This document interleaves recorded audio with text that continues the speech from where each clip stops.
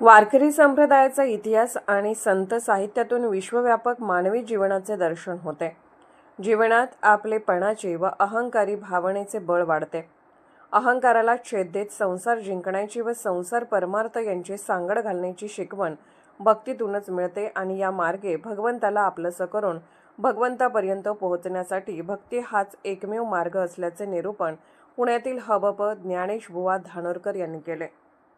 आज श्री स्वामी समर्थ महाराजांच्या 248व्या पुण्यतिथीनिमित्त येथील श्री वटवृक्ष स्वामी महाराज देवस्थान आयोजित धर्म संकीर्तन महोत्सवातील 8वे पुष्प हबप ज्ञानेश बुवा धानोरकर यांनी आपल्या नारदीय कीर्तन सेवेतून गुंफले.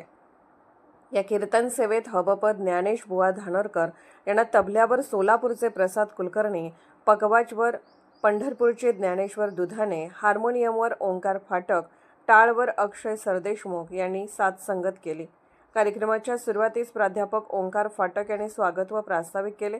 याप्रसंगी मंदिर समितीचे अध्यक्ष व नगरसेवक महेश इंगळे यांनी कीर्तनकार हबप ज्ञानेश बुवा धानोरकर व सहकलाकारांचा श्री स्वामी समर्थांचे कृपावस्त्र प्रसाद प्रतिमा देऊन यथोचित सत्कार केला.